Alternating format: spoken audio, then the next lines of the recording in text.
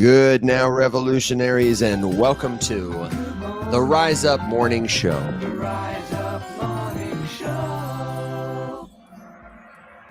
Today is Monday, July 14th, and if you missed the news, ladies and gentlemen, Bitcoin has set a new all-time high.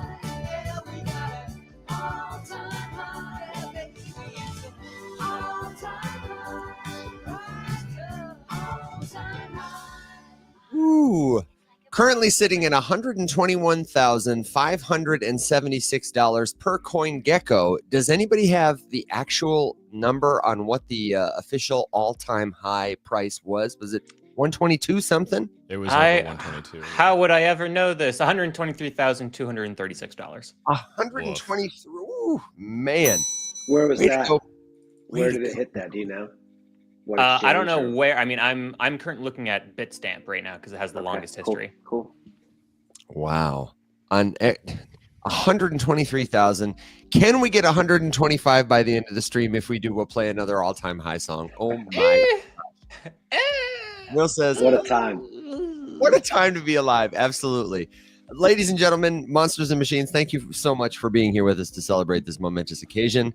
If you're seeing us for the first time, then I'm Evan, joined by my friends Alex and Will, and we've got special guest Cam here today. We'll give him an intro in a second to help you understand and make sense of the wild and wonderful world of cryptocurrency.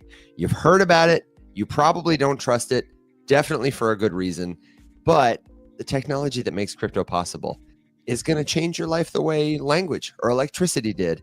And you don't have to be a super technical person to understand it. So if you've got crypto questions, leave them below. And I do want you to be aware that we're live Monday through Thursday, 7 a.m. Central Standard Time. We're live Monday nights for the Rise Up Market Watch at 7 p.m.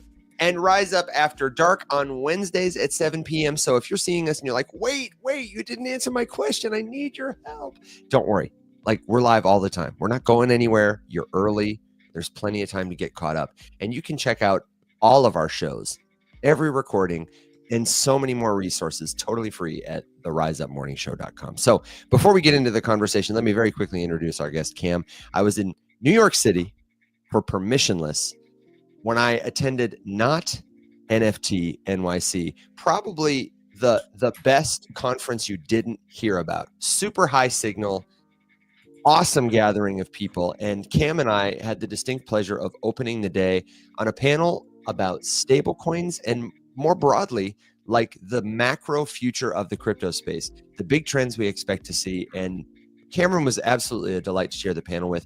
He's been in the space for a number of years. He's been building in the space for a number of years, and he has a really good perspective on the future. But today, he's here to tell us a little more about Rad TV. So Cameron, brother, welcome to the Rise Up Morning Show. Thanks for joining us. Good morning, legends. Thanks for having us today. Excited to be here. You guys have incredible energy. Oh, thanks, dude. Appreciate it, man. So much.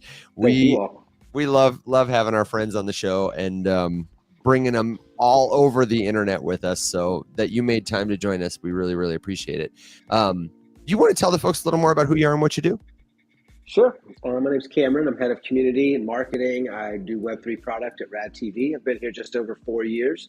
Rad TV is the first and only Web3 streaming platform with distribution to every device. You can sell your content online, and then all of your collectors can watch that literally everywhere. We have apps on all mobile, smart TVs, PlayStation 4, PlayStation 5, PSVR, PSVR 2, Quest, and that's today. That's no roadmap or pipe dream. That's all here right now. We're baked into Bravia TVs, and we're also the only platform where collectors can display their collections on every device, which we cannot believe is not more readily available in the space after 6 years of NFTs and art runs and everything else. We're really excited to be building for you all, and we're listening. I'm happy to be here today and tell you more about our story. Well, dude, it's nice to hear that, with NFT technology, there are people actually building it, not just being like, the PFP craze is over. Okay, cool. I'm just gonna stop doing this and talking about this. And it actually wasn't my passion, even though I told everybody it was. So it's nice. And We think, What? yeah, we think it's just getting started. We just dropped yeah. our show, our NFT show. Evan was at the not NFT NYC event, the Real Metaverse. It has 5 episodes and 5 flagship NFT characters. It's got an ape, a doodle, all world of women, a roboto, and what one did I miss? A doodle, roboto, a cool cat, and it's got Alexis Ohanian's ape Pete stars in it from Reddit, Wow. which is pretty cool. And we roll out our 4th episode tomorrow at 6 p.m. Nice. So- Now you just need like one of those pengus thrown in there. they weren't popular when production. They weren't as like King of the Hill when production got started. yeah, but yeah. I think no doubt now they are King of the Hill. Yeah, man. Talk about an IP. Seriously. Yeah, geez, they're killing it. So And, a lot of I different, think just getting started, like I said. a lot of different places on the internet are trying to do this. I've seen teams do this in different ways, in one form or another, maybe with like a show or maybe with like one kind of partner. But you guys pitch yourselves, at least in some places I've seen, is like, think about it like YouTube meets Netflix, bring it Onchain. And Yep. the thing that was really impressive to me was the distribution of it. When we were talking at the conference, you and me and Tony, about like the PlayStation partnership, kind of opening a door to a lot of consumers, it sounded like, who may not otherwise come to NFT world, and then more broadly bring all kinds of content to a much bigger audience. Can you talk a little about like the actual journey of reaching everyday people and just the kind of content experience that you have created and you're at right now? Because I see like Absolutely. you can participate with crypto, you can stream, you can create. What's it like? You know, we are really trying to go to where audiences are. We're not trying to build some new thing that we have to onboard everybody to. And that's kind of where we are in the industry. We feel like a lot of people are still using, we talked about this at NFT NYC, are still using pretty heavy friction lexicon, words that most people don't understand, loading up wallets, all these different currencies. Somebody has their content for sale. Now you got to wonder, what currency is it for sale? And sure, it's easy to switch, but it's not as easy as just going in and buying whatever you want. And that's what we're trying to solve right now. So we kind of came at this through a back door, which was, we started in VR, which we've always been an innovative company. Our CEO, Tony, was the founder. He's been the CEO the whole time. He's been here over 10 years. And when we first came in, VR was the pinnacle innovative tech. 3D TVs were hot still. VR was getting tons of VC funding. And it looked like VR was going to be a powerful and growing niche moving forward. And it just fell off a cliff. We don't think consumers were ready, and the content play wasn't ready. There weren't enough tools, and it was too time-consuming and difficult. I mean, you're talking, when you make a 360 piece of content, depending on the resolution of that content, you're talking 17 plus 1080p windows that you have to stitch together. So it's not just you're editing one HD screen, you're editing 17 different screens that then all need to be stitched together and look appropriate in one world. And it's a really cumbersome medium. And once that started to kind of lose its momentum, Tony decided to pivot. Almost every other VR company went out of business.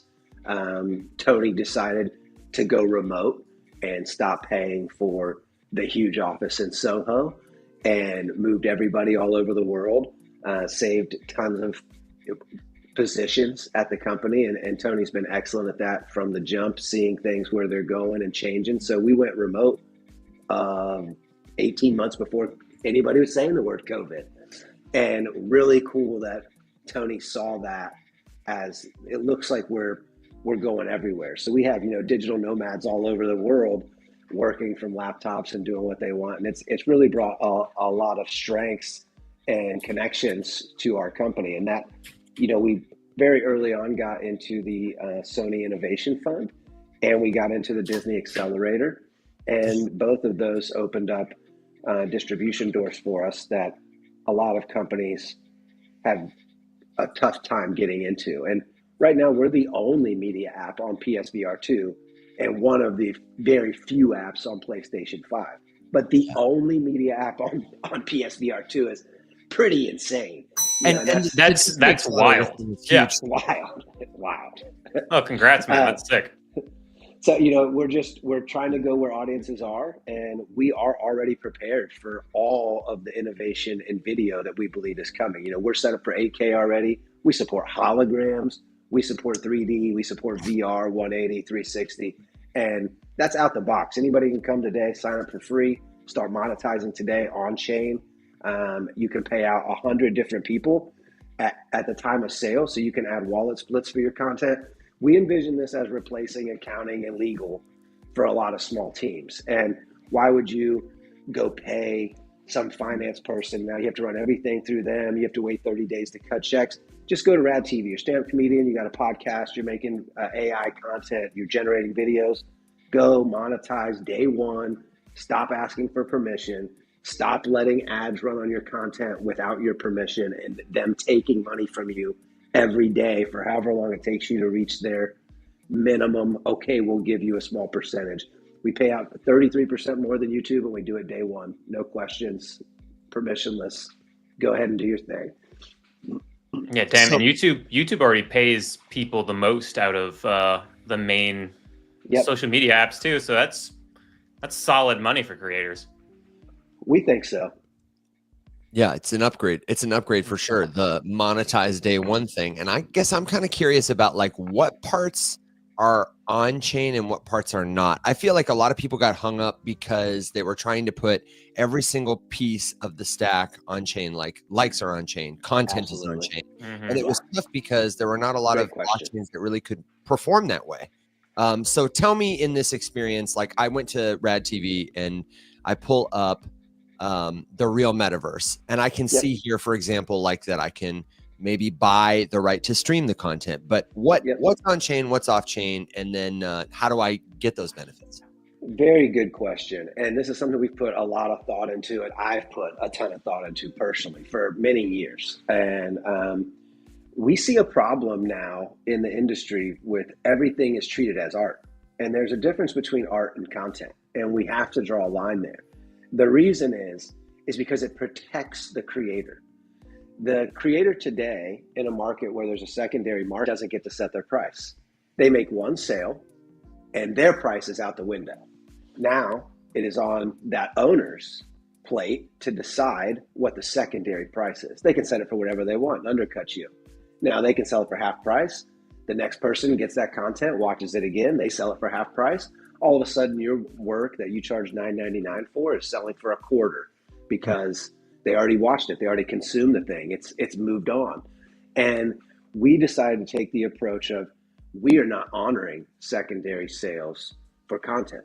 So nobody can undercut you. If you want to come in and sell $20 DVDs, digital DVDs of Spider-Man, nobody can go out and resell the rights to view that content. So there is a centralization aspect here that we are proud of, and we are pushing for this to be the norm moving forward because it protects the creator and it keeps their initial integrity, their initial price action locked into where they believe it should be locked in, not the market. If you want to participate in market economics, it becomes a race. From our perspective, it's a race to zero.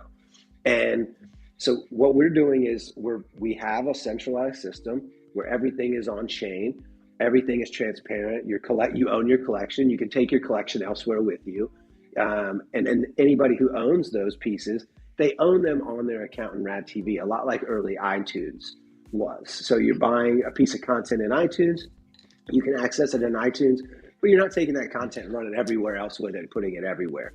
And that's kind of how we're looking at it right now. And we very much look forward to expanding this. And we always say this, and I don't know how seriously people take us, but the people that are in our community for a long time know we are very serious about it. But we are literally building for you. And we are a very nimble team. And if you see something or hear something you don't like, we want to hear about it. Not that we're going to build the thing that you are saying, we want this right now.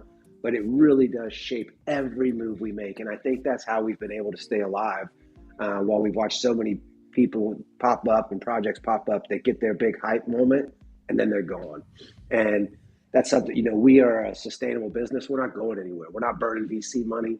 We are profitable. We've been here for 10 years and we are just getting started. So, it's on-chain for us means transparency, instant payments. It means connecting borderlessly with creators all over the world and being able to collaborate in real time without question. Whether you're a stand-up comedian, whether you're a cinematographer, whether you're making art or still visuals, you can come to Rad and start today and know that you're not going to be undercut. You're not going to have your hard work. If you're doing a one-on-one or something, maybe a secondary market makes sense.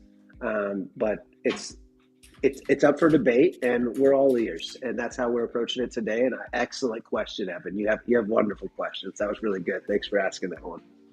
Yeah, man, no problem. We're just glad to help people learn about opportunities to participate in the future of content create. We're creators, and a lot of people in our audience are creators, or they care about supporting the creators that they love. I think that's one of the real light bulbs that goes off for people, at least when I'm talking about crypto, is that right now, most of your favorite creators are getting a really raw deal from pretty much every social platform. And there's no competition. There's no competition. It's like 5 companies that own all the traffic on the internet. They keep the value you produce. And this is an alternative to that I think is easy for people to understand. Supporting creators directly or removing the intermediaries that take that cut, like who wouldn't be in favor of that? It's easy for everybody to nod their heads yes to. So we agree. How do people sign up and get started? Like, what do you recommend as the step 1, 2, 3? radtv.com, sign up for a free account, click the create button, start your channel, and you're off to the races. It's as easy as any other platform you've ever used. It's super intuitive. Our DMs are open. We're very well documented. Anytime you're messaging with Rad TV, you're messaging with me, unless you're in our Discord talking with another team member. But happy to answer any questions. And like all of you, I see you all have your names out here. You're totally doxxed. We pride ourselves on that as well. Go check us out on LinkedIn. My name's Cameron, and you're not just talking to some guy on the internet with a profile picture. You can see my first and last name. I answer the questions in DMs. You don't have to think you're being scammed or led down some path that is scary for you with crypto. And I'm happy to answer any crypto questions you have, whether they're Rad TV related or not. We pride ourselves on being available, and we've been onboarding people for 4 years every day. That's what we're doing. Tons of new people are coming in, and something that we're really excited about is our Stream Pass NFT. It's the first NFT-based subscription that you can truly own and resell. Now, we do allow a secondary market for that because we're happy to have the market find a price for that Stream Pass, but we don't want to subject all creators to that secondary market. Sure. So that is another pretty cool aspect, that you can come in, buy your subscription, and unlock everything on Rad TV. Okay, and where's the Stream Pass? I'm sorry, I missed that. It's radtv.com, and then when you click on subscribe, it's just one of the options. So subscribe at the top of the page, and then you can see pay with card, pay with NFT, unlock with NFT, and it's 0.025 ETH, which is less than a year subscription to Rad, and then you own it. And it's a really fun thing to see because we have a ton of subscribers. We're a real business with premium subscribers joining our platform every day. And then we tell people, hey, you can stop paying us. And they're like, is this a scam? And it's like, what do you mean is it a scam? It's an NFT. And they're like, I don't want anything to do with that NFT. And our answer is like, we're happy to take your $7 a month, We'll love your $7 a month, but you can buy this for $65 if you buy it before ETH reaches $10,000 at the moment. But it's really cool that somebody can come in, and then when you're done with it, you can go list it for sale, and you don't have to talk to anybody or cancel anything. It's really a super innovative play for a streaming subscription, and something that the big players can never do because they are they're working in the best interest of the shareholders at all moments, and they're never going to undercut the best money in business right now, which is subscription revenue. It's all anybody wants, really. I do love that. It is slightly annoying, but it's like when you have a better business model and you push that forward to people, and they're like, "Wait, what is this?" They're like, "It's this, and it's better." And they're like, "I'm not familiar with that. That's a scam." And you're like, "No. I'm trying to help you. Get away from me, evil man." It's like, no. We're too early. We're too early. But another thing that was going through my head too is if I ask people this question a lot, which is, my girlfriend has a similar answer to me, where it's like, hey, if you went back in time and you did high school over again or whatever, you went back to this time, what are the things you do? Buy Bitcoin. I'd buy Amazon back when it crashed after the .com bubble, yada, yada, yada. But like one of the things too that I would do is like, I'd start creating content on Instagram the moment Instagram came live. I'd start making content the moment TikTok went live. I would have been tweeting, when Twitter came live, right? But for me, at least, I got to Instagram ridiculously late, and I got to TikTok in the second half of COVID. So I was a little later than that huge wave of people, 30 and up. I feel like who hopped on TikTok, hopped on COVID. Yeah, we all hopped on COVID. Yeah, we all hopped on COVID. I hopped on COVID many times. I was the guy that then I was unemployed, went to Miami, got COVID, and then just partied in Miami with COVID. So I was like the face of like 2020 COVID. Unemployed, wearing a kimono, smoking cigars, and shotgunning Coors Lights while on my brother's balcony in Miami. Living the dream. Yeah, no, honestly, it was great. It was great. Minus, I felt like my fingertips were on fire. It was a really weird, interesting feeling from the first time I got COVID. But that's not what I wanted to talk about. What I wanted to say is, with Rad TV everywhere and it being a better model, and like, obviously, to us, it's obvious. To some people, no. Sure. But like NFTs will be included in media. And you guys are like, right? It will be the ownership layer. It's going to be the ownership layer. Yeah, and they don't understand that this is a new layer to the internet, because most people don't understand layers of the internet. First of all, True. Nobody knows what Evan or Eddie brought this up on our panel. They said, who knows what HTTP stands for? And like 2 people out of 65 or 75 raised their hand. Dude, I don't even know what HTTP stands for. All I know is I don't need to type it anymore in order to go to the website I need. And it's been that way for years. So I just erased it from my mind.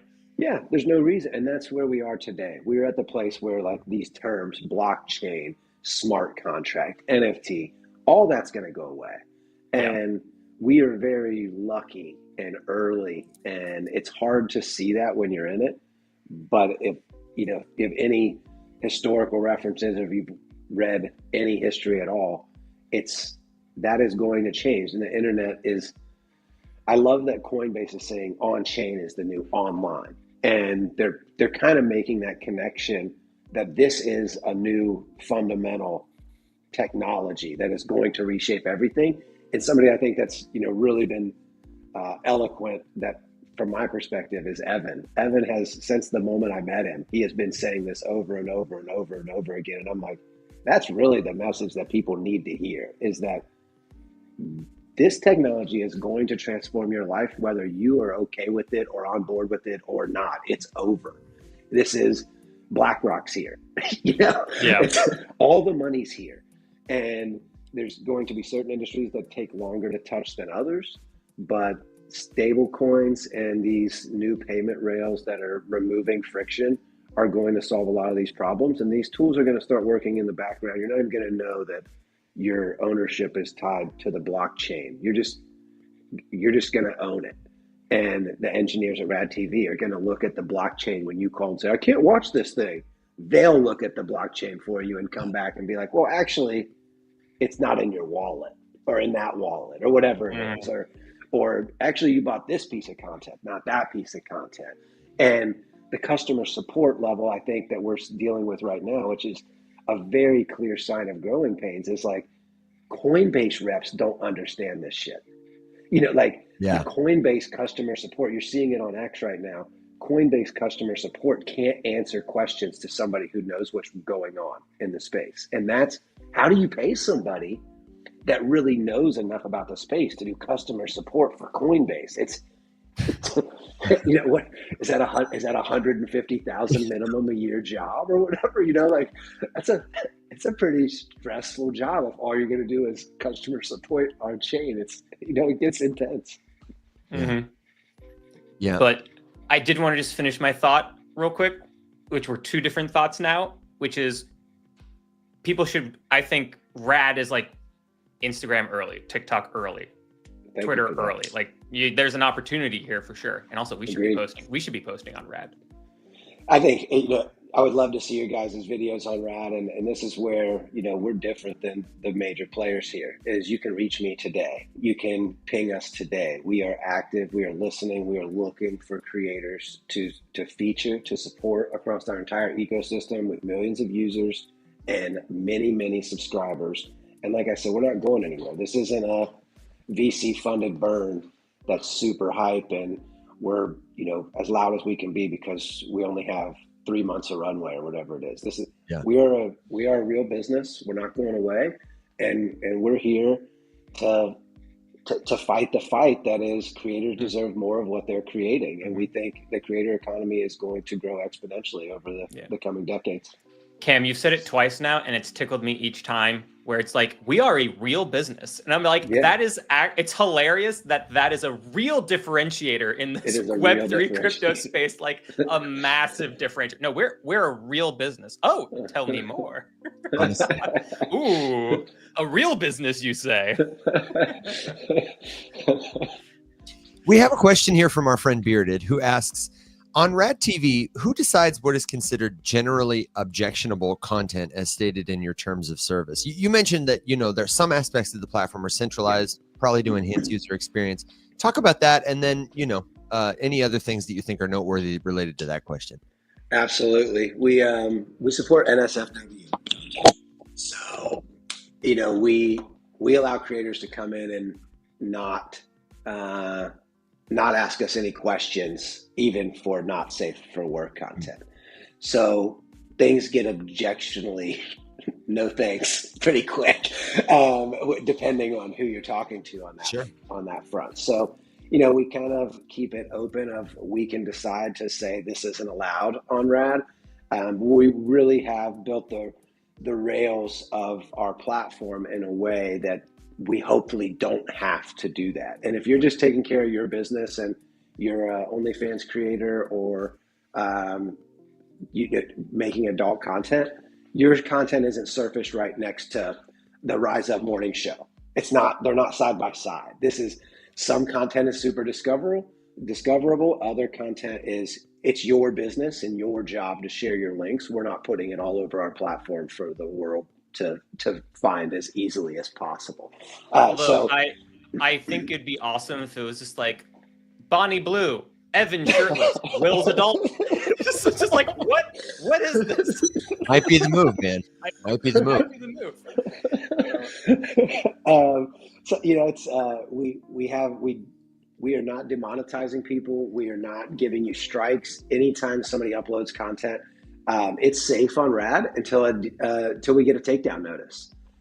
We are not policing you like YouTube does, and we think it's pretty unfair advantage that YouTube has. They have a stranglehold on copyright, and they can tell you that a thing that you totally made on your own 100% is somebody else's. Somebody else could upload it, the exact work that you made. They could upload it and claim that it's theirs. And then YouTube will just shut down everything. They'll lock away everything in escrow. And if you go back and forth too many times, now you have to go to court. That's in YouTube's system. And we're trying to avoid those headwinds by playing the game a little more strategically and a little more loosely.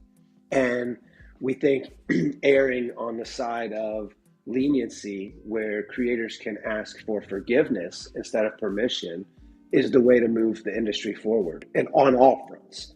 And we are big fans of the ask for forgiveness, not for permission, because so many people are unresponsive just globally. People are right now, if they either have a Calendly, like that's the two options. Everybody, they're totally available, pick a date, or like you're never talking to the person. Like that's kind of the two the two choices here. So we're still feeling this out, and we're definitely open to any feedback. But we do maintain the right to remove content that would break agreements with our major partners, which we have many of. Yeah, I Good think that's question. probably important to highlight, right? Because we've seen unmoderated social media attempts in the past, and they just turn into rat holes. Yes. I mean, NAMBLA has an account on 4chan.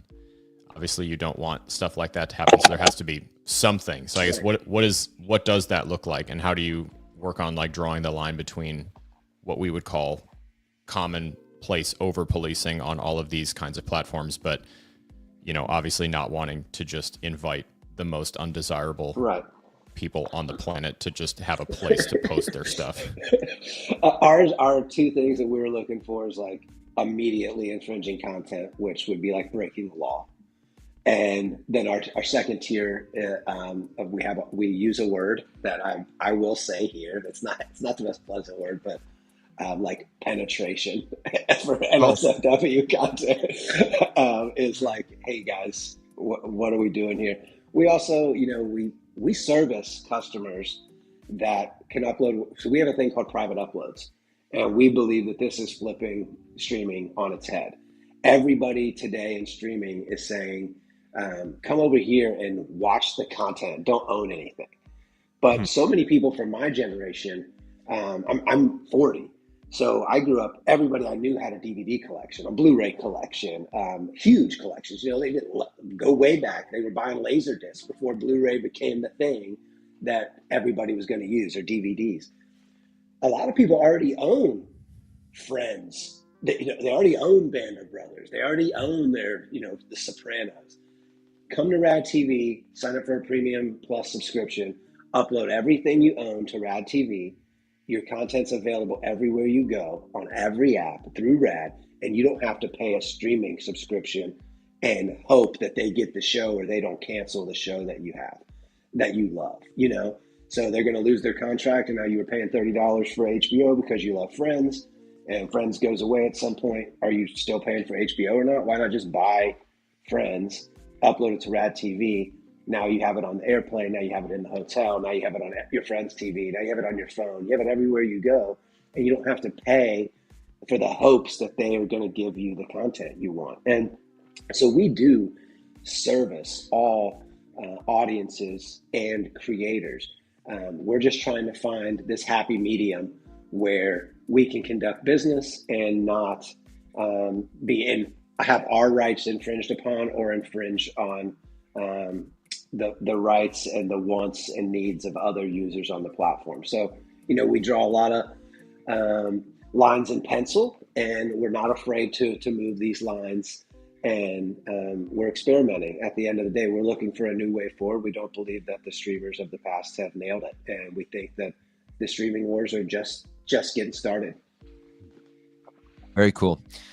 Bearded, our friend in the comments, had some thoughts and feedback about the terms of service. Beyond that, said, I like what you're saying. I'm just concerned about platforms like this ending up where Twitter was because of whose morals you decide to follow. Or if you feel that way, your terms of service look a lot like YouTube's. Maybe you could change them. Someone like him who'd be passionate about this. I always tell people, like, this is your opportunity. Get in on the ground floor. You're literally talking directly with Cameron, and he wants your feedback. So you mentioned Discord, you mentioned the website, but like, tell us one more time, what's the best way for someone who's excited about this conversation to get in touch, to start participating? If you have questions and you really want to figure out what Rad TV is, come to our X account, come in Discord, DM me, or ask publicly. We're not afraid to have these conversations publicly. We are building in public. It is difficult sometimes, but we are here for it. And we find in this space, there's so many informed users. There's so many people that do your own research, and somebody's already reading our terms of service. Like, think about that. We're on a live show, and how many people are reading terms of service in the world? Very few. No. But you have audience members that are pulling it up right now. They're like, what is this company all about? And really, like I said, terms of service for us are they're guidelines, and we're always changing our terms of service. We're updating things. We're always trying to serve our community the best way we can.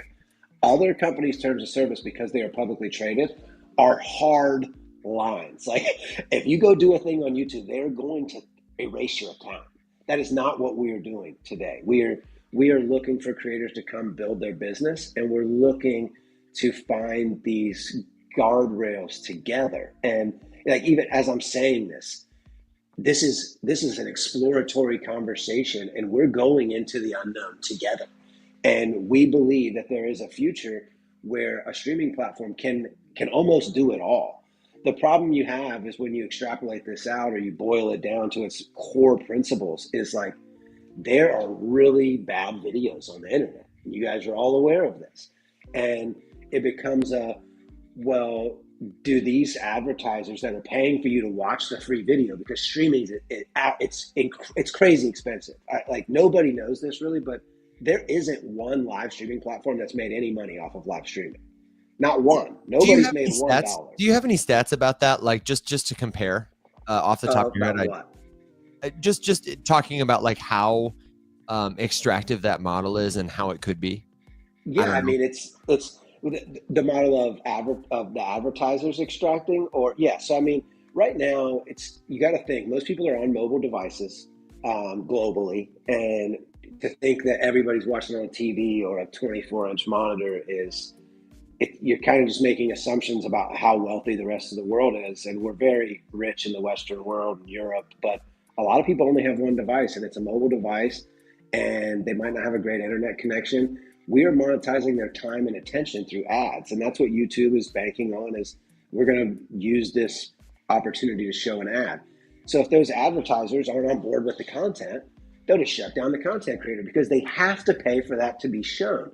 A live streamer today, say you go live on Twitch or Kick or wherever you're streaming to, if you go live for like a full month and have 0 people watching, it's going to cost a major platform a couple $1,000s for you to stream for a month with nobody watching.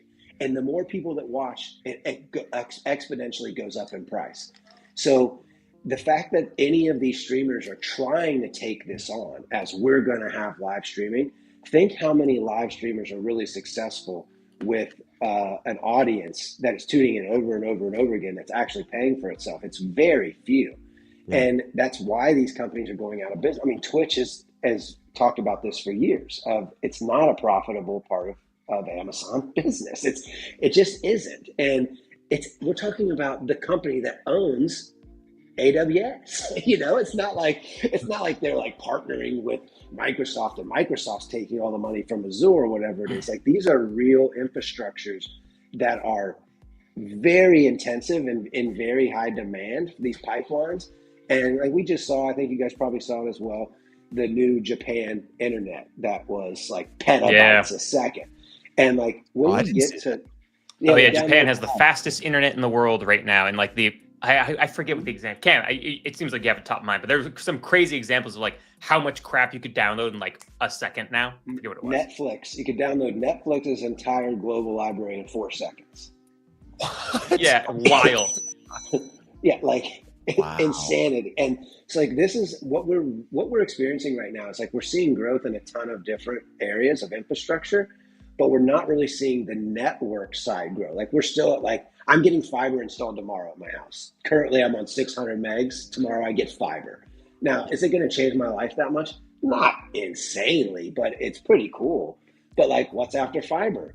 I have some buddies that run big podcasts. They have like dedicated 10 gigabyte up and down lines that run, from AT&T to their studio or whatever it is. They paid a lot of money for, but that's not available to most creators. They're not able to make deals like that. They don't have Spotify calling AT&T to say, hey, can you go out and run this line for us? We'll pay you, the $200,000 or whatever it is so that we have a fast up and down, which that is what is happening in a lot of these cases. So we are at a place where Elon's throwing satellites into the sky.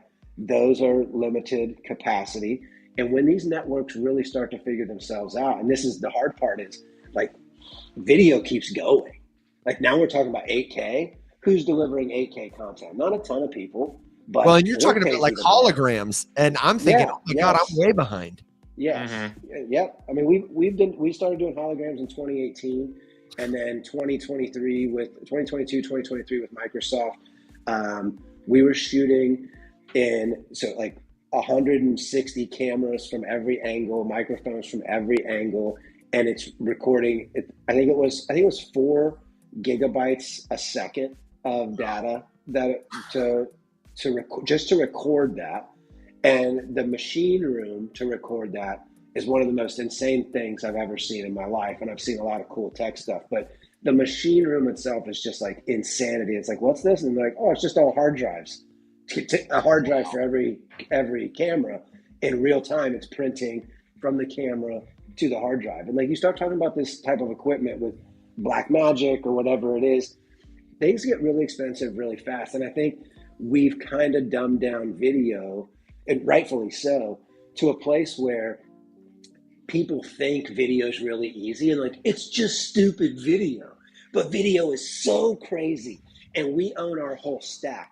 So we're able to do things that most streaming companies can't. Like Disney doesn't own their whole stack. Apple doesn't own their whole stack. Amazon doesn't own their whole stack. We are transcoding. We are distributing. We are doing it all from our own tech.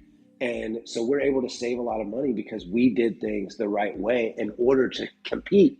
If we were using other people's tools, we'd have been out of business years ago. And this is where we are. We're at a place now where the technologies we've found to be simple and easy up until this point are simple and easy, but now, 4K to 8K. What comes after 8K? I don't think this is going to stop. Maybe at some point it does for some content. Like, do I need to see this video right here in 8K?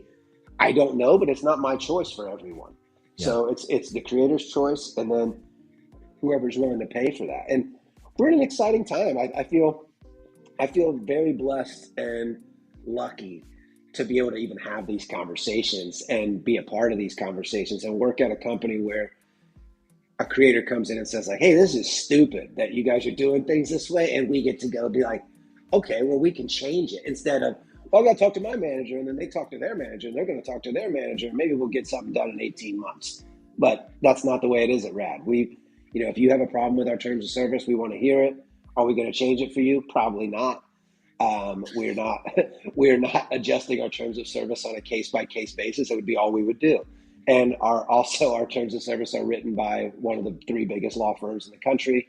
And that's out of my, that's out of, what's the term there? It's out of my pay. It's out of my pay grade. Mm-hmm. Yeah, it's out of my pay grade to discuss, are we going to change our terms of service? But it is something we want to hear. And, you brought it up that I'm here.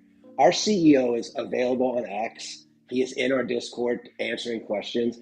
And you're not talking to YouTube CEO. And maybe Casey Neistat is the creator that gets to talk to YouTube CEO. But anybody can come talk to ours. And we are super excited to be building for you, literally for you listening.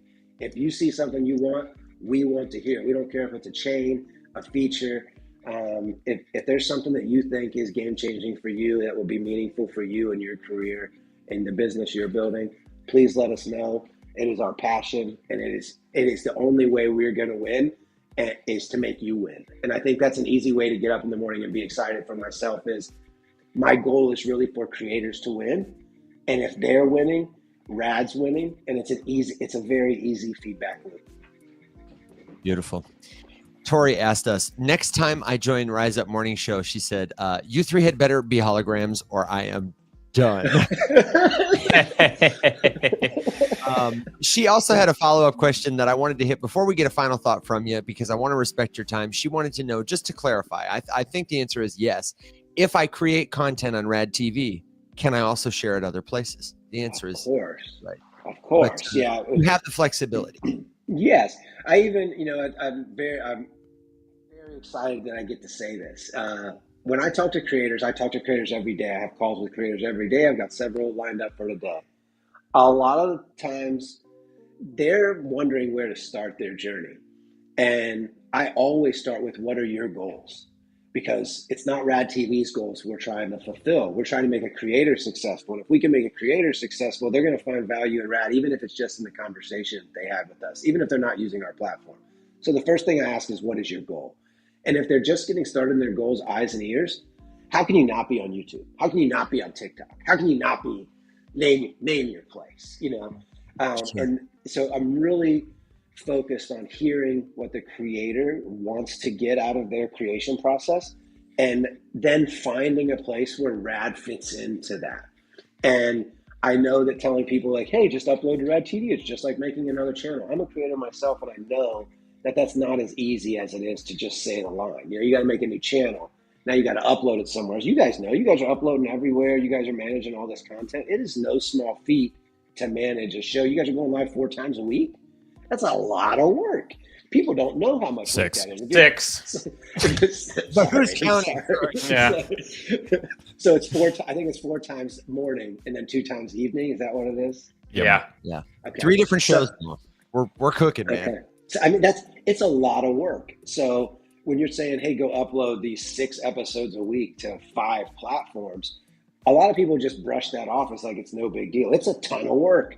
So, I want to be respectful of that for every individual creator and try to find what's really working for them. And we find it's easy to go over to YouTube and say, yeah, put ads on my content, but you're going to have to give them 1,000 subscribers and 3,000 watch hours, and they're going to make several $1,000s off of you before they even consider you for 45% of the money.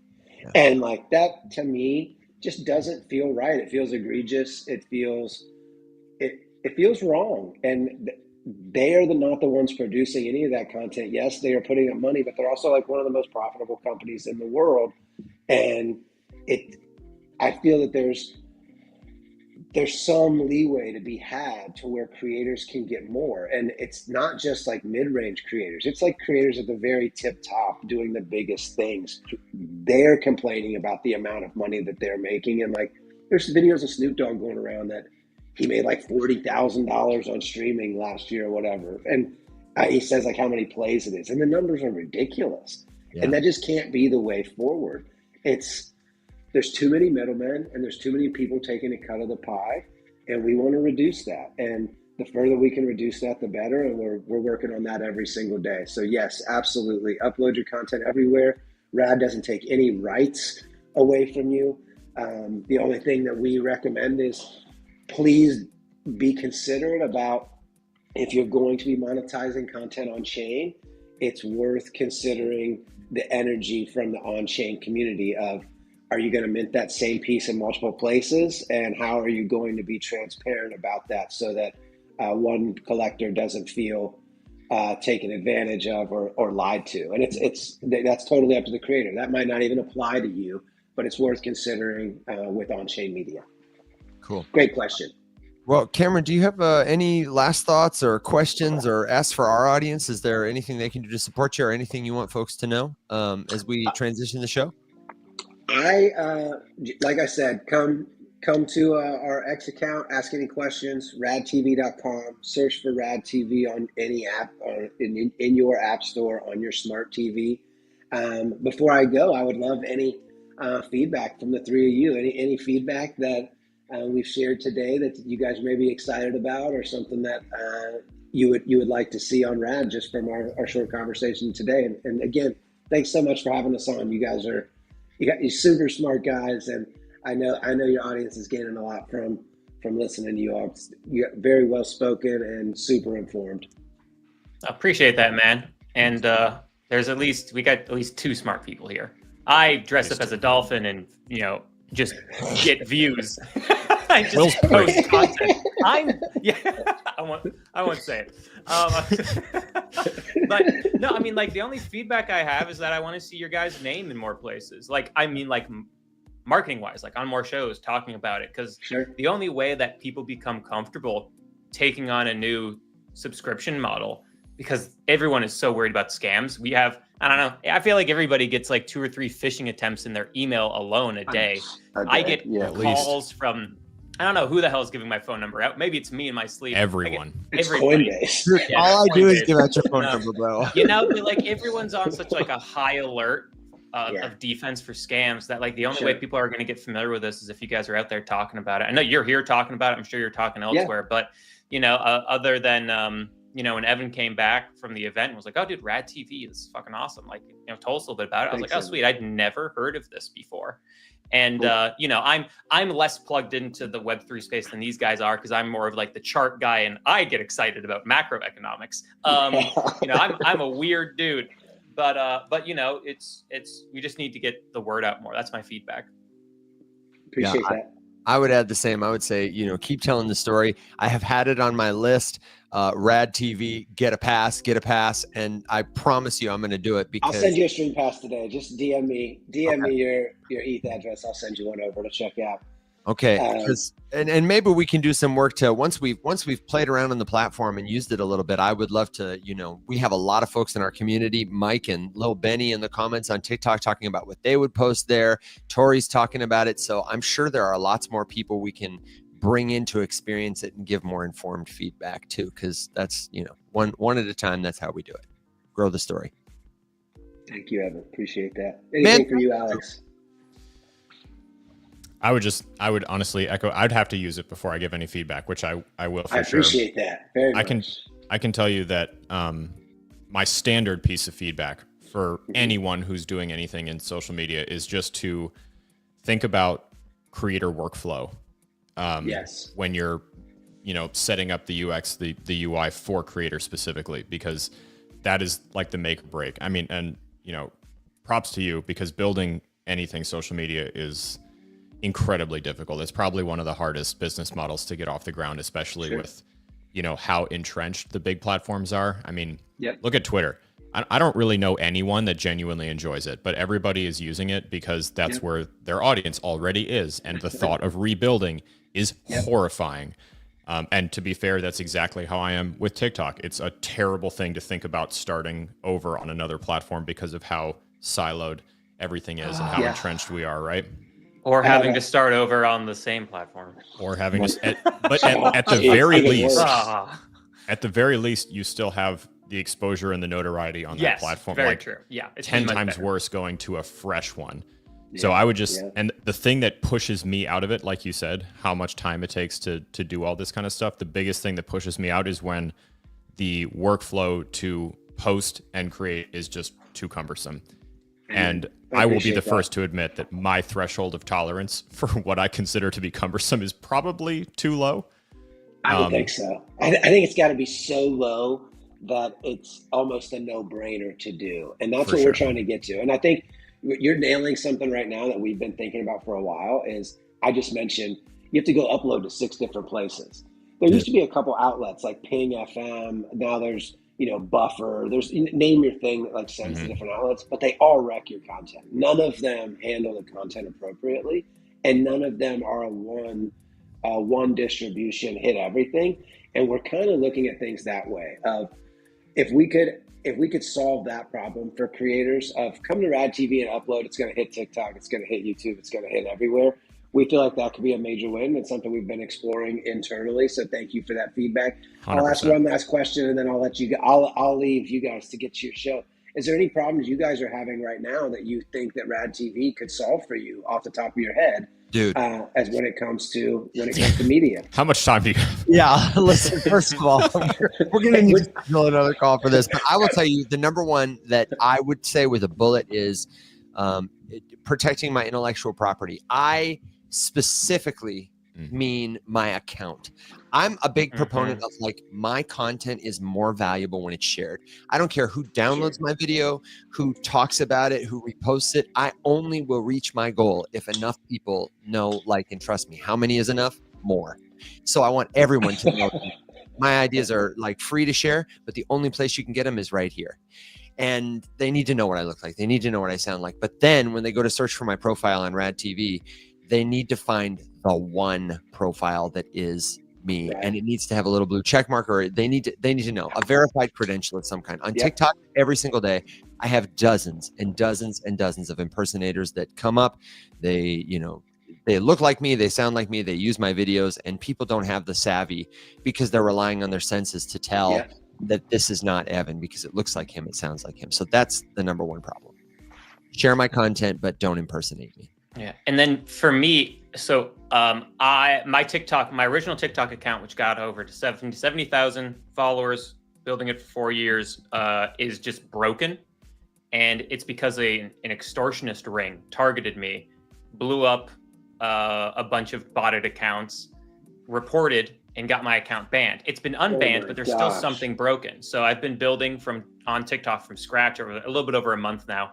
And it's been annoying, but also fun and refreshing at the same time in ways which has been interesting for me from like a psychological standpoint. But regardless, if I had proof of ownership that I owned, that was my account, it opens up so many more doors of action I can take, particularly legally in this sense. I can protect myself. I could just straight up sue TikTok, more easily. I can, I have ownership, and I'm being attacked in an illegal fashion by an extortionist ring, which is a hilarious story to have now. Particularly, it's like, oh, you do crypto content? Yeah, I did XYZ, been doing it for years. And I got attacked by a ring of extortionists. And they're like, wait, what?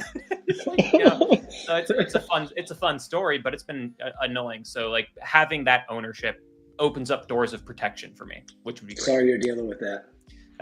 Yeah, thanks, appreciate it. Say la vie.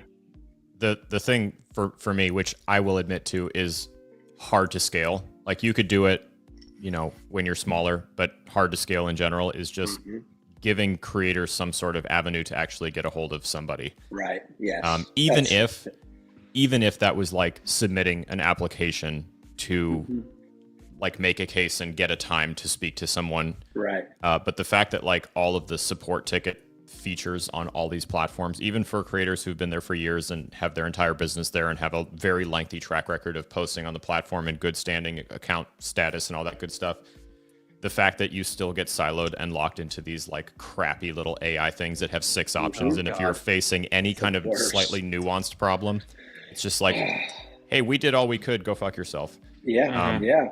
And that's Disney, Hulu, everything. YouTube, that's everybody. It's literally everybody. It's like, choose one of these 5 options. If it doesn't fit in this bucket, you're screwed. And, that's, William, I hear you. It's, as far as reaching somebody, I think you and Alex hitting on the same thing.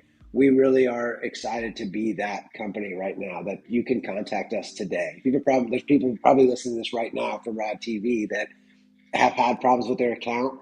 Ping us. I ping engineers. They're back to me in 10 minutes. I'm back to that person of like, hey, your problem's been fixed. And like you said, Alex, it's tough to scale, but we are at a couple million users. How many of them are in demand at any moment and calling for our time varies. But we do, if something messes up with our PlayStation 5 app, our Discord is on fire for 15 minutes, and there would be and then there's also, let's say 100 customer service requests that come in for that 15-minute downtime.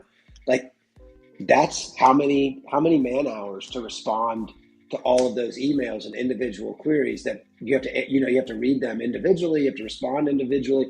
It does become very tough. And I think that is where companies are getting cold and just saying like, we're just not going to respond to these 150 or 200 inquiries because they cost too much time and they're too resource intensive. And we're trying to solve that problem. And I think it becomes, if you're serving creators and you're serving the people that are servicing your platform and making your platform a viable place to spend time, that is the model that we envision for the future, as opposed to YouTube is definitely taking calls from their biggest advertisers that are having problems. And we want to go the other way. Today, we don't show any ads on the platform. We also don't have a creator feed where we're shoving other people's content in between your content. Somebody comes in watching a playlist, they're watching your channel, they're engaging with you. There is recommended content, but it's shown in the order it was uploaded. And we are not forcing content of, hey, this is the video you want. This is the video you want. They're coming for the Rise Up Morning Show. They're going to get the Rise Up Morning Show. And we're not going to interrupt it with Drake's new music video because it pays us 30 cents and your video pays us 6 cents or whatever it is. And we're trying to fight the good fight, and we are building for creators. And this is something I'm very passionate about and have been for a long time. And like I said, we love your guys' feedback. I'd love to have you guys on the Rise Up team on our NFTV podcast and ask you guys questions like this. Oh, dude, 1000%, man. Easy. I love it. Let's do it. Let's get it scheduled. I tell you, you guys have awesome energy. Your questions have been amazing. And any opportunity to chat with people as smart and informed as you guys are. I'm all over it. So thanks again for having us today. This has been tremendous. Absolutely. Cameron, flattery will get you far. And I just appreciate the time you made to talk with us. Check them out at RadNFTV on X. I've got the profile up here, or radtv.com. We will definitely have you back again soon just to catch up. Okay, brother? Thank you so much for having us. Have a wonderful week. Congratulations to everybody that's had the conviction to hold their coins to this point, and keep going. Thanks, brother. Bye for now. See you, Cam. Okay, if you've got a question, a suggestion, a good joke, a word of wisdom, or just a celebratory remark you want to congratulate Bitcoin on its all-time high, then we would love to hear from you. I know we've got a couple of questions going on in the comments. People want to know, why are we pumping? When should I sell? Is my wallet safe? And we've got some other things to talk about too. But gentlemen, I'm glad to deflect it to you because Alex, I know you also had a piece of like misinformation you wanted to correct. But where should we take it next after that great conversation? I have a list of questions. Go I've for it. pulled out. Misinformation? Where's Mister? Thank you very much. Can I just tell you one of my favorite truly bad awful. People That was maybe the worst. This is despicable. That was You the should worst. be. You should be And ashamed of and yourself. Cam is still in the back. He heard that. You just embarrassed us in front of Cam. you ever see like you're at a picnic? He and said you we see a were lot of ants? smart and No, entertaining. My favorite There. bad joke to say is when people are like, "Oh, damn, that's a lot of ants," or "That's a big ant," or something. I say, "Yeah, you should see the uncles." That one's good. That one's good. Okay, all right, okay. I'm pre-gumping you for After Dark this week. You're starting off with Starting one. off with a Starting negative off one. with one grump. You Okay, so have a what's, handicap this week. what's this piece of misinformation, Alex? Is it this cold wallet thing? Because can we address that too? Oh my real god, quick? we keep seeing it so much. Oh No, my you gosh. can, but this is regulatory.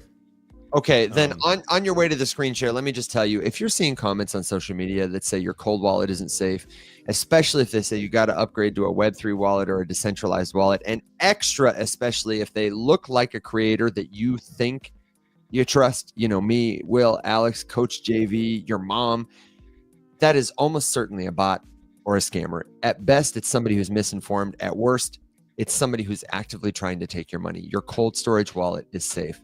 It's safe, it's safe, it's safe if you use it well. And these people want you to stop using it well for like 2 seconds to put your seed phrase into the website that they've made to make you think your crypto needs to be backed up, whatever. It's a scam. Don't fall for it. Your cold wallet is fine. Thank you. I didn't have a screen share. I'm just Go gonna for it. Can rant. tell me? Speak gonna the rant about word. the problem. Yeah, so I've seen a couple videos circulating. You may see something about a new law in California.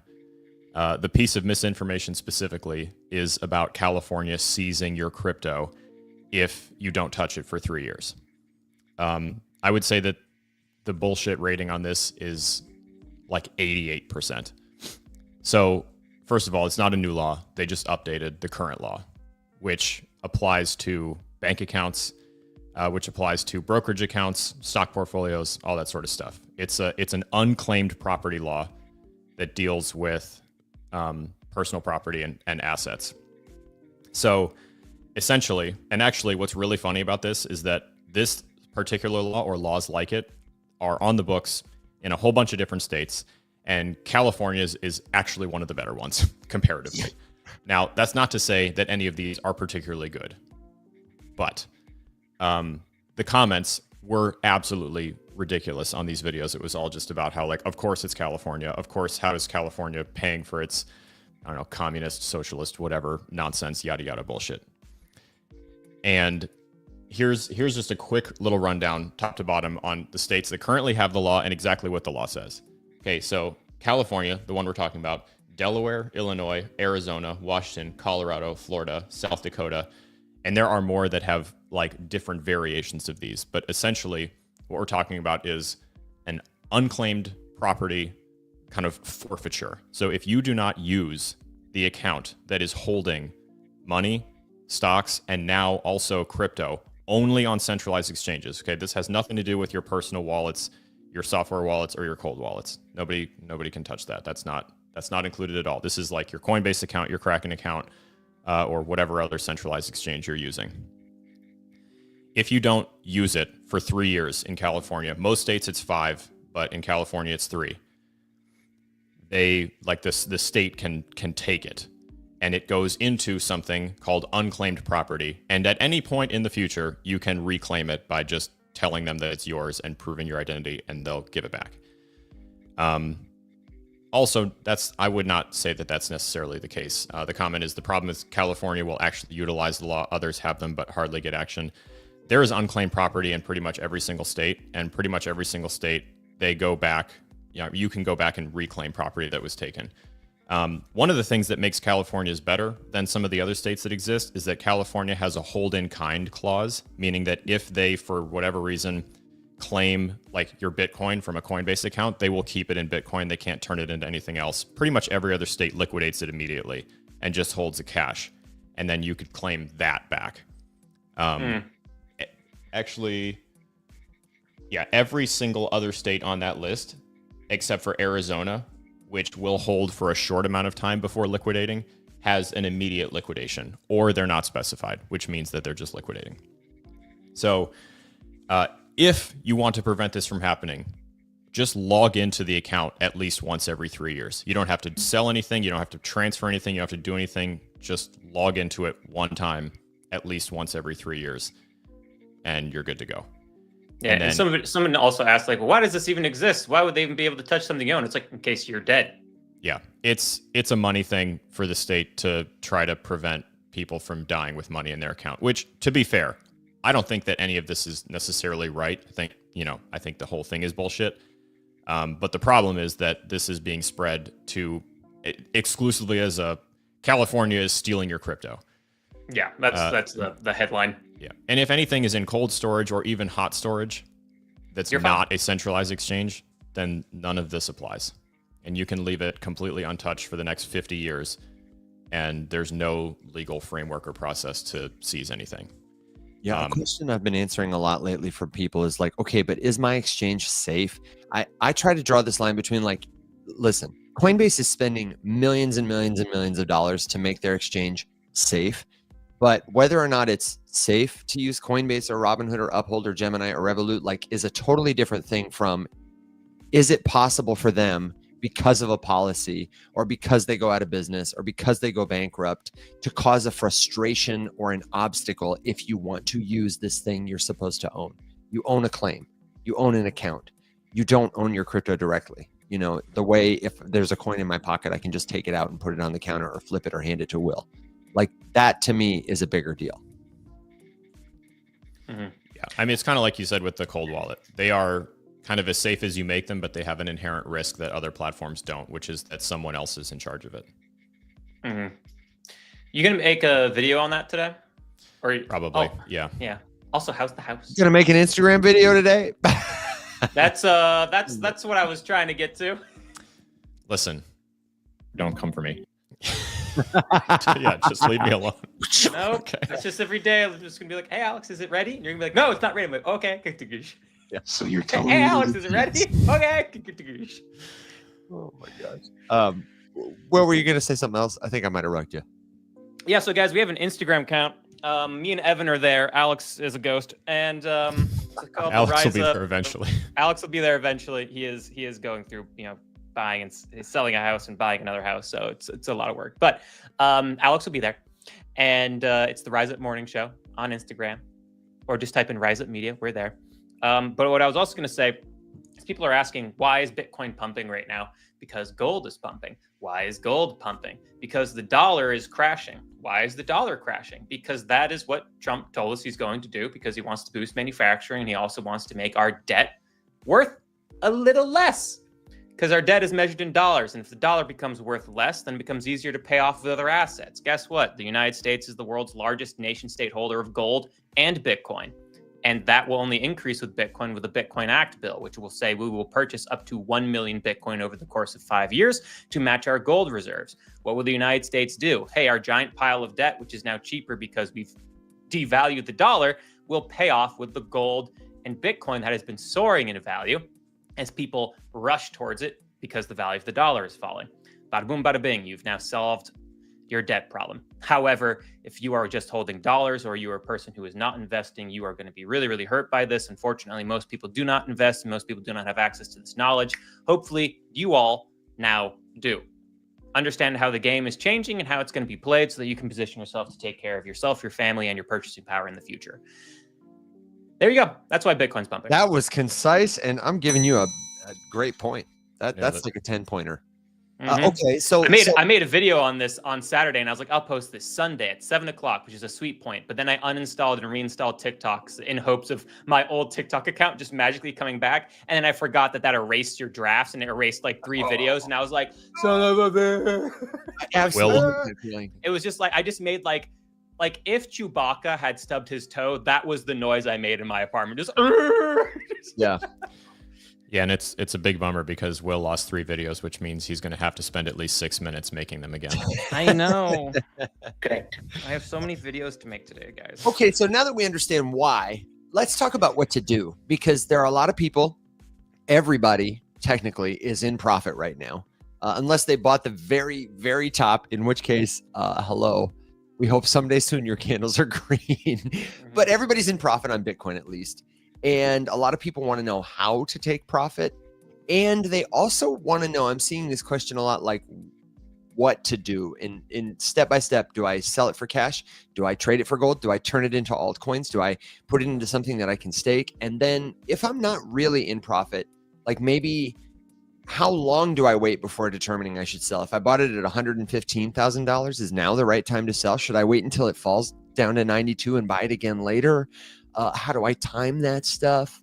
Where do you guys want to take this? Because those are the kind of questions I think that we're going to continue to see a lot of. If you're new, don't worry about timing it. Just sell a little bit when you're in profits. If it's Bitcoin and you hold Bitcoin as a part of a short-term trading strategy, go ahead and sell it. If you hold it for a long term, don't worry about it. Buy when it's red, and then hold it somewhere. That's an exchange or a hot wallet or a cold wallet, whatever's best for you. If you are holding short-term positions, set yourself a rule. Say, hey, if Alex has a great rule. I think Alex's rule is fantastic. If you're not a trader, you're not a charter, you're just like, hey, buy, and I just want to make some money. If there is a double-digit move in a day, sell a tiny bit. And each time that happens, sell a tiny bit. And when there are double-digit red days, buy a little bit. And Alex has been doing great. Set yourself a really, really, really simple strategy. Because if you're new or you just don't have the time, which is most people, just set a super simple strategy for yourself. If you try to go to the next level and you're not ready for it, you're just going to set yourself up in a position of higher risk to lose. So simplify it. And then don't worry about it. If it keeps blowing up afterwards, after you sold, whatever, you made money. Don't think about it. Move on to the next thing. And just stick with that rule. You'll make money. You'll do better than almost everybody, except for Linda, who's Alex's mom, who is the best trader on the internet. Yeah, that's true. She out trades us all. The course is on the way. Okay, she was just asking about. It's just gonna be called How to Linda. How to Linda. How to Linda. Trade like a mom. Mm-hmm. She was actually just there asking about your thoughts on taking profits with the ETFs specifically. Like if you were looking at Bitcoin and ETH, but you're holding shares of the ETF in like a Roth or something like that. She's such a level 2 player. I've already told her my opinions on that whole thing, but I'm curious what you guys think about it. Sorry, I was in a different world. I apologize. No, it's okay. Taking profits on the ETF, crypto ETFs, would you see that differently is what Linda wanted to know. Well, your money is in the traditional financial system. So if you don't want to then go through the steps of taking it to your bank account and bringing it on chain, which is what I would do, because I would take that on chain. I would then swap it out of USDC into stable euros. Or is there a stable British pound? There has to be. Yeah, I'm sure. There has to be. Yes. And I would take it and I'd swap it into those, and then I'd find a place to go earn yield. Why would I not hold USDC? Because as I was talking about, the dollar is being devalued. It's down. Its purchasing power is down 11% so far this year alone. And since 2020, $124,000 is now worth $100,000 today. So it's like kind of crazy how fast the dollar is being devalued. And then I'd go earn interest. But if you're staying in the centralized or the traditional financial world, you can go into a money market fund and earn some interest off of whatever the inflation rate is, and just kind of keep it there, or go invest in some stocks or other things, But if you just have profits, A money mean, market fund is where you can go get some, 4% interest still, because that's based off of the bond rates. But also, if you're holding shares of one of these ETFs in like a Roth IRA, for example, you can buy and sell in and out of those things that you hold shares in inside the confines of that account, tax-free. And that honestly, like with something like these, which are obviously the price of these ETFs are directly correlated to the price of the underlying asset itself. If you saw something absolutely explosive like this, I would honestly say you could apply the exact same methodology to profit taking on an ETF with the goal of then repurchasing it when it again. I know exactly what I would do. I would just keep it in cash, maybe put it in a money market fund for a tiny bit just to earn a little bit of interest. And I'd just wait for a buying opportunity of Circle. And then I'd go and buy Circle. That's probably what I did. Another good point too. Yeah. Roll it into something else. And then I let that sit for 5 to 10 years and then sell all that. Or MicroStrategy. You could play it back and forth like that. Yeah. You know, you could have a couple on rotation that if something's up, you're going to look at the others. Are they down? And then do a little rotation. I would say though, the goal here is the same. And like Will alluded to, my profit taking rule, if you're new to the idea of taking profit and you're just trying to come up with a strategy, I would honestly, this is the way that I got myself into it. Someone was asking like, how do you get over the mental hurdle of actually going to sell something if you truly believe it's going to keep going up? Force yourself to just sell a itty bitty little bit. Literally, it could be 5% of the position, right? Meaning $100 in something, sell $5 worth of it. I believe that you should at least get yourself to the point, if you are in crypto, wherein the account or the wallet or the exchange or whatever that you're using to buy and sell and hold stuff, you should have some dry powder, meaning either stable coins or cash, ready to buy something when tomorrow our fearless leader stubs his toe on something made in Thailand and slaps a tariff on it just for the hell of it and craters everything. Like, we are in a very heavily manipulated market right now, and it's unlikely that the powers that be would see this much movement and not do something to like move it back down again. We've been seeing that time and time again. So the question, why would you sell anything now if altcoin season is coming? Because it might not be. Because everything might crash tomorrow. Right. And then you might be thinking to yourself like, oh, well, goddamn, I wish I had something to buy this opportunity that I would like to take advantage of, but you don't, because you never sold anything. And you're just sitting there watching it go up and down and up and down and up and down, and you never do anything, and you never capitalize on any of that volatility. And then you miss out on a whole bunch. Then you fall into the category of people who do what's called round tripping. Just watch that number go up, up, up, up, up, up, up. Always think it's going to go up a little bit further. Never take the profit on anything, and then watch it go down. And the whole time you're watching it go down, I promise you, I'm telling the future right now, this is exactly how you're going to go. You're going to look at that balance just coming down, and you're like, okay, well, I missed the top, clearly. I'll just let it recover a tiny little bit, and then I'll sell it, and then I'll let it keep crashing. And it's going to recover a little bit, but not as much as you thought it might. So you're going to not pull the trigger on it. And then it's going to fall again. You're like, oh, shit, okay, well, if it just gets back to where it just was last week, then I'll do it. No, you won't. And then it's going to go back up a little bit, not quite as much, and then it's going to fall down again, and you're going to say the exact same thing, and you're going to do that all the way down until the depths of the bear, and everything that you gained and then some is gone. The reason I'm not like a phenomenal trader, I don't know how to do technical analysis. I didn't even know Bitcoin was over 120K until the show started today. That's how untapped in I am. But every position I have is beyond green because this is all I do. It goes up. I'm like, hey, cool. I just made 15% on an investment that I made. That's a cool return. I'm going to sell a little bit of it just to put myself in the habit of selling a little bit. That way, no matter what, I always have some cash or stable coins and some of the assets that I believe in. And then to Will's point, if you get to a point where you're like, man, it's just been flat and boring for so long and I've got this cash, it doesn't have to just sit there getting less valuable as they crater the dollar. You could at least be earning interest on it somewhere else. Whether that's in actual cash in a high yield savings account, if that's what you're comfortable with, or buying USDC and putting it on Morpho or Spark or Aave or something like that. Earning and also 4, you don't 4 to 9%. have to hold the dollar. If true. you, like me, Hold the euro or the pound. Yeah, hold the euro or the pound. You can go do that. You can do it on chain super easily. You can also do it through a traditional brokerage exchange too. So you just got to talk to some people. Yeah, the difference is swapping between USDC and EURC on Base, for example, is so easy. And it's free. Hey, wait, is it free? There's not literally a no little exchange. tiny No fee? exchange rate. That's right. Yeah, there's no you pay exchange like a rate, third of a penny in gas. Yeah. So Yeah, But and a that lot third of a crypto penny. solutions are that way. but there's no exchange fee. Yeah.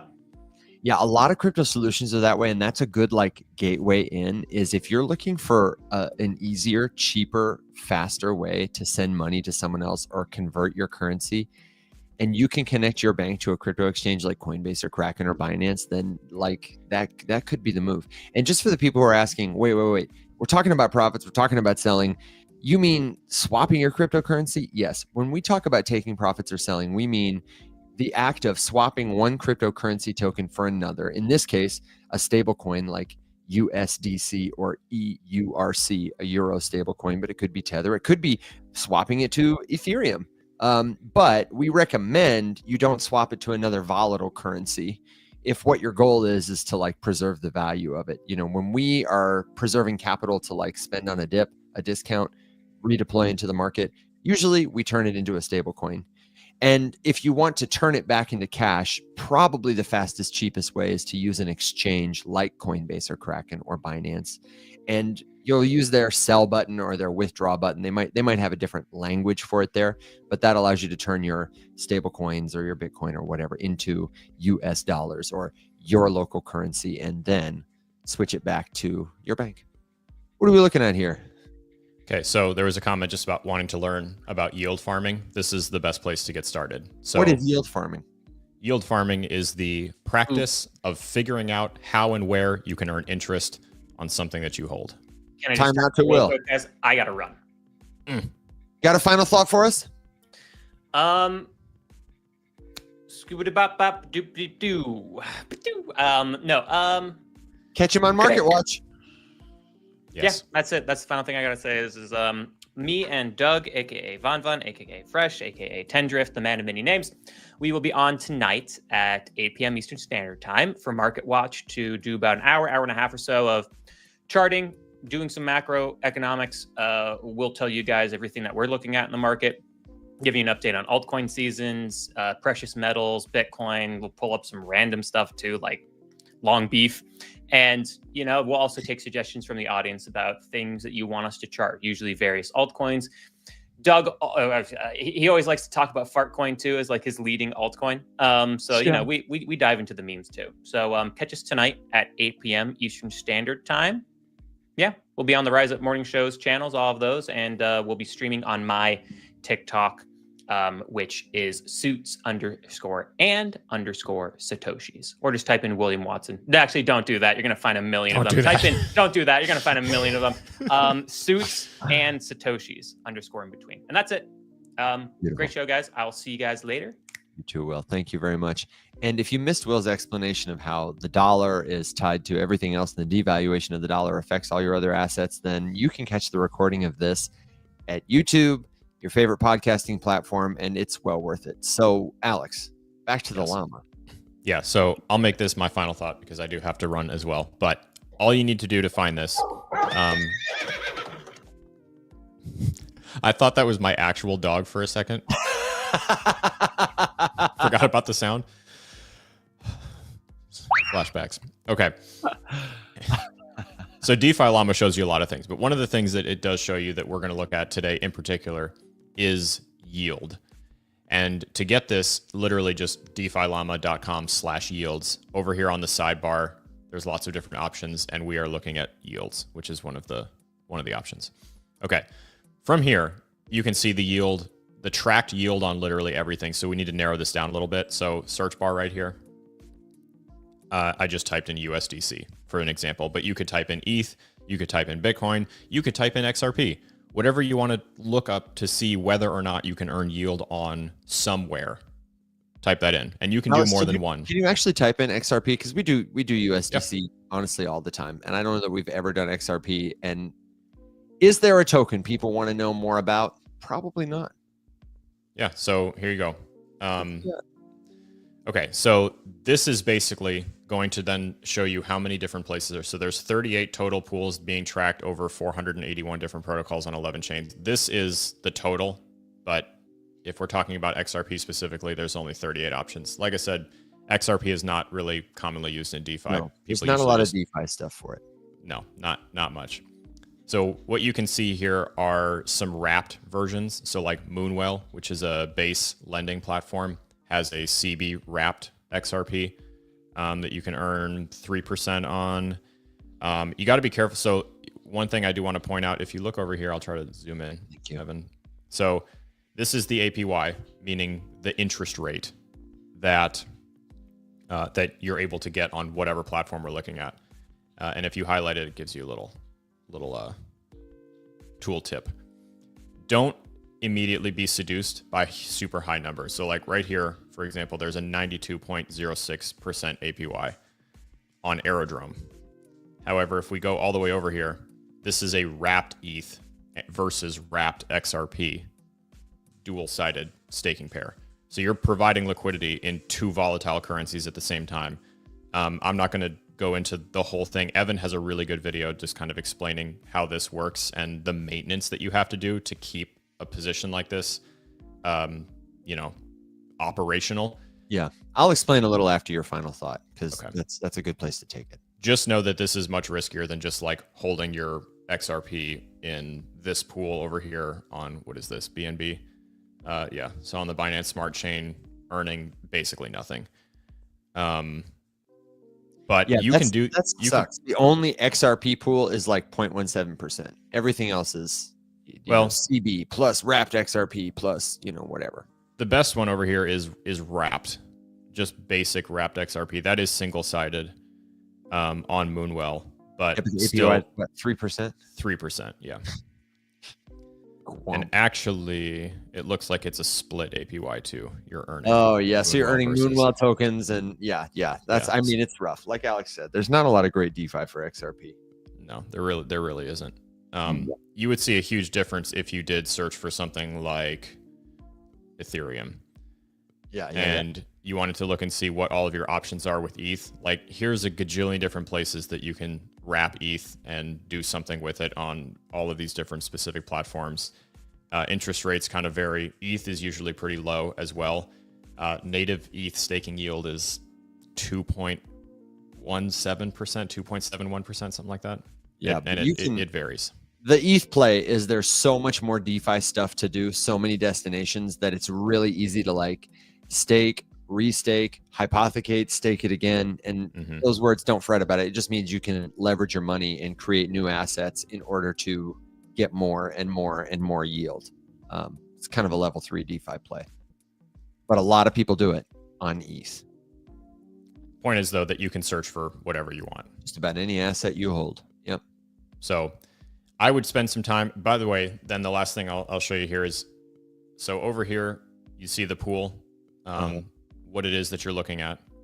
Swipe over a little bit to the project. This is where I would then go to like figure out what I'm looking at. So I just put in Solana, and here I can see my APY is 7.3% on Goodnow. So I could click on this link right here, and this would then take me specifically to this. Give me the Goodnow. Give me the Goodnow.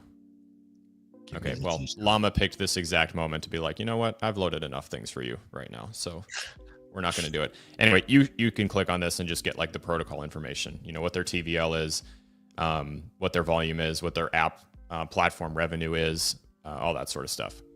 So it's a good place to kind of start to have this conversation, start to dig around. So if you're interested in learning about the basics of yield farming, we can talk more about it on future shows. We've talked about it quite a bit, but it's one of the coolest parts of this whole crypto thing is how to put your money to work for you or your assets to work for you in the meantime, so that when you are sitting here and the markets are kind of sideways and boring, not like today, then you can at least be doing something. You don't have to just sit there and do nothing. There's always some way to take advantage of whatever the market's doing. Yeah, beautiful. Any last words before you ride your dog off? I'm going to stay to answer one or two housekeeping questions. But good deal. Nope, I'm as always, I'm well met. thanks everyone for tuning in. See you guys tonight for Market Watch. I'll be watching, then we'll be back bright and early tomorrow morning. That's right. Cool. I'll see you later, brother. And all of you, if you've got questions, suggestions, last minute words of wisdom, you got a good joke, you got a prediction, you got something you want to share, then let us know. I am going to share a couple of things with you. Like tomorrow, I cannot wait to tell you more about how you can check on your Katana crates. The Rise Up Morning Show is in fact powered by Polygon, and as part of that partnership, we got a lot of great access to people building killer protocols at an important time in Polygon's history. One of them was Katana. A lot of people did their first DeFi adventure when they exchanged USDC or some other cryptocurrency for one of these crates to get CAT tokens, the tokens for the new Katana blockchain, ahead of mainnet's launch. Well, now they have distributed the VCAT tokens that represent these created assets to holders. We're going to go to the Katana website tomorrow, and I will show you how you can see what assets you're entitled to. I'm going to show you again, Turtle Club, the Katana yield farming opportunities that are there for you to turn your tokens into more tokens ahead of the mainnet launch. I think it was a really successful airdrop so far, and it's a great opportunity for people who have been following the show to do DeFi in like a reputable place where they can learn with others in community. Now, if you have more questions about DeFi, you want to use tools like DeFi Llama, DeFi Prime, and start earning passive income on your crypto, then the resource I recommend for you is the riseupmorningshow.com. At that website, we have got a whole tab full of courses and coaching information. If you want to learn with us, one of the best ways to do it is by checking out the resources there. And what you'll do when you get to the site on your mobile browser, on your web app, wherever you like to use the internet, you'll click the little expandable menu at the left, and there's a tab that says classes and digital downloads. You can see that we have got a Web3 101 course.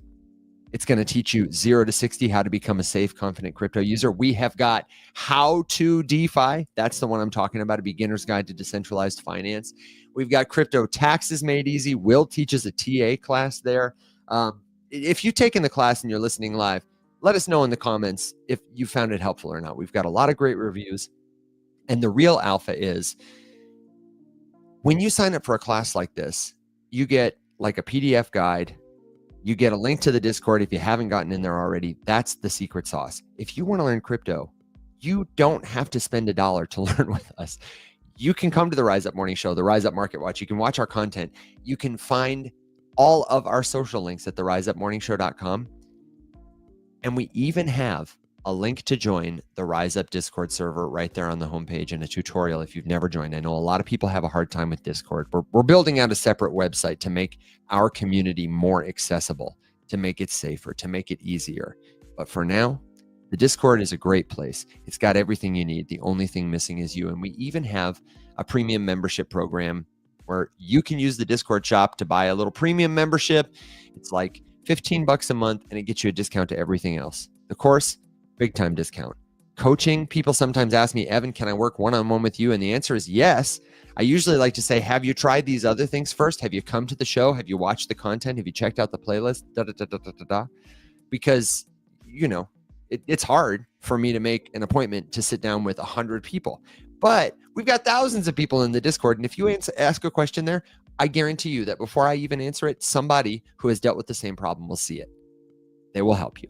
So that's the secret alpha, my friends. If you are trying to learn crypto, instead of wandering around on the internet, wondering if you're talking to the real person, get into a community like that. It doesn't have to be ours, but we have built ours intentionally with you in mind because we want to help you, we say, rise up. Now, just a couple of last minute questions. I did want to address what Antoine said, that the dollar, if it goes down, does that affect my other investments? Yes. And I will remind you that Will gave probably a better explanation than I could endeavor to do. But in a world where we measure value in dollars, that affects the value of your gold. It affects the value of your Bitcoin. It affects the value of your home. It affects the value of your business when the dollar loses value. Someone said, I'm interested in becoming a premium member. How do I apply? There's a lot of scams here. Step 1, head to theriseupmorningshow.com. Step 2, visit the Discord server. there's a button right there. And in the shop, the server shop, you can apply for a premium membership trial in about 2 clicks. So the link in my bio, wherever you're listening to my voice, will take you to the riseupmorningshow.com. From there, you can join the Discord server, or you can remember discord.gg/riseup. And that's where you sign up for a membership trial. If you don't like it, you can cancel after 7 days. We won't charge you a thing. That's like the real secret alpha. If you just want to, sign up for a premium membership trial and then go quickly use the code that we send you to sign up for all our classes at a discount and then go back and cancel your membership, like, I don't know. You could do that. I won't be sad. I would get it. In this economy, I would do it too. And you also get a lot more. We have a bunch of like digital downloads. Alex has a really great guide about how you can train your AI research assistant. We've got a whole thread in the Discord called Free PDF Guides for Premium Members. Every time we publish a new one, it goes right there. Will has like a crypto research template that is the exact template he uses with like questions and examples plugged in every time he's looking at a new cryptocurrency project, company, website, step by step by step, all that kind of stuff, totally free to the premium members. The goal of the membership is that you have like something that will help you to save money on every other resource that we've created that requires money to accelerate your learning journey. Plus you get in a chat with all the most dedicated members of our community. There's some really cool people there. I know I say it all the time, but the only thing missing, my friends, is you. 21 asks, what's the outlook on crypto now? Well, the outlook on crypto as we head into a big week for crypto, fresh off an all-time high. The US Senate and Congress are considering the Clarity Act, the Genius Act, and the CBDC Anti-Surveillance Act. 3 big pieces of legislation that'll remove some obstacles for many other companies, institutional actors to move forward with innovative crypto products. And we've also got, I want to say, is it a hearing? Is it a committee meeting? I don't know how you would call it, quantify it. But the 16th, there is going to be where'd it go? I had the schedule up. Congress is televising, probably be on C-SPAN. 9 a.m., the U.S. House Ways and Means Committee oversight hearing entitled Making America the Crypto Capital of the World, Ensuring Digital Asset Policy Built for the 21st Century.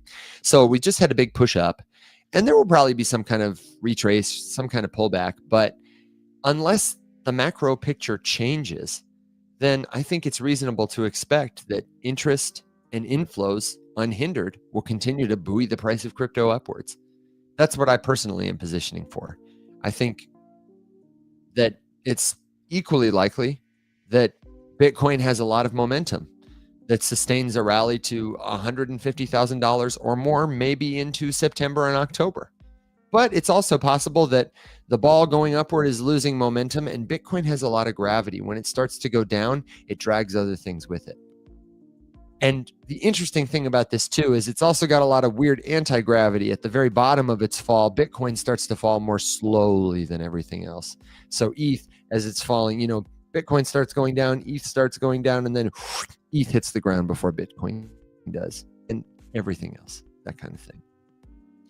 Robert Steckler points out there's still a bunch of barriers in place. So if and when, yes, if and when. Exactly. And if and when it happens, whatever happens, my friends, we're going to tell you about it. But today we got to go.